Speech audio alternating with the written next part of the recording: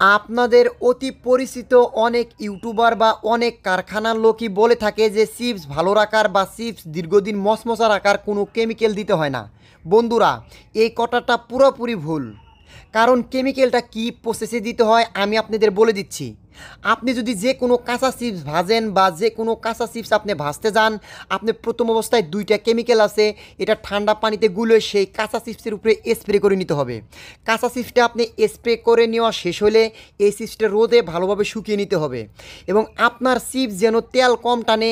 এই কারণে যখন আপনি চিপস ভাজবেন, আরেকটা কেমিক্যাল আছে, এটা তেলের ভিতরে দিলে আপনার চিপস তেল কম টানবে এবং চিপসটা দীর্ঘদিন মচমচা রাখবে। আরেকটা কেমিক্যাল আছে যে আপনারা যে আমাদের এই মশলা আছে, এই মশলার সাথে চুনের মতো কেমিক্যাল আছে, চিপস ভাজার পর এটা ছিটিয়ে দিয়ে প্যাকেট করতে হয়। আসসালামু আলাইকুম বন্ধুরা, আপনারা যারা বিভিন্ন প্রকার চিপসের কারখানা করতে চাচ্ছেন বা আপনি একটা আপনার এলাকায় ছোট করে চিপস তৈরি করে দোকানে দোকানে পাইকারি দিয়ে প্রতিদিন 3 থেকে 4 হাজার টাকা ইনকাম করতে চাচ্ছেন, তাদের জন্য কিন্তু এই ভিডিওটি খুব গুরুত্বপূর্ণ হতে যাচ্ছে। আজকে আমি আপনাদের মাঝে কিছু চিপসের স্যাম্পল, কিছু চিপসের পলি এবং মশলা সম্পর্কে কথা বলবো। বন্ধুরা, আপনাদের মাঝে কিন্তু অনেক ইউটিউবারই কিন্তু আছে বা আপনারা অনেক পরিচিত ইউটিউবারদেরই ভিডিও দিয়ে থাকেন।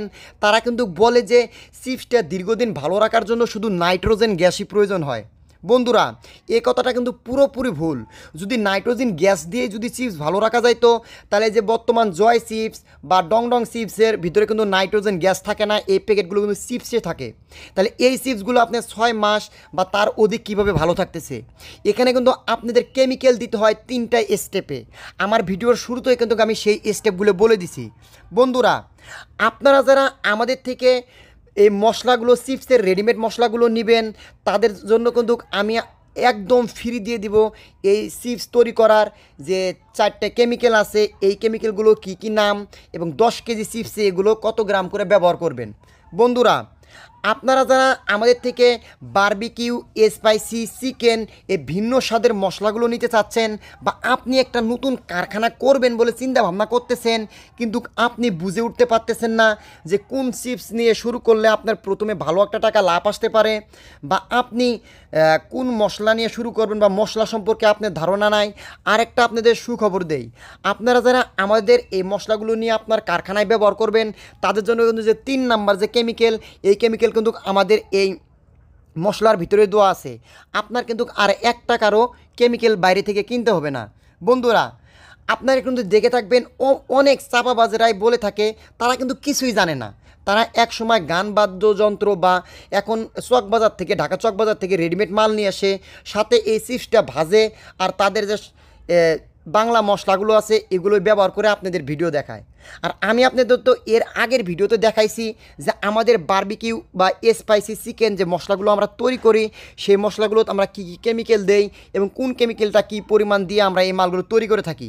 তাই আপনারা যারা নতুন একটা চিপসের কারখানা করবেন বা আপনি চিপসের পলি নিতে চাচ্ছেন বা আপনি 5 কেজি করে চিপসের স্যাম্পল নিতে চাচ্ছেন, যারা বাংলাদেশের যে কোনো জেলা থেকেই আপনারা যারা এই মালগুলো নিয়ে আপনার এলাকায় আগে স্যাম্পল বা টেস্টিং করতে চাচ্ছেন যে মালগুলো চলবে কি না, আপনারা চাইলে আমাদের এই ভিডিওতে নাম্বার দেওয়া থাকবে, সেই নাম্বারে যোগাযোগ করে আপনি বাংলাদেশের যে কোনো জেলা থেকেই মশলা, চিপস প্যাকেট নিয়ে ব্যবসা শুরু করতে পারেন।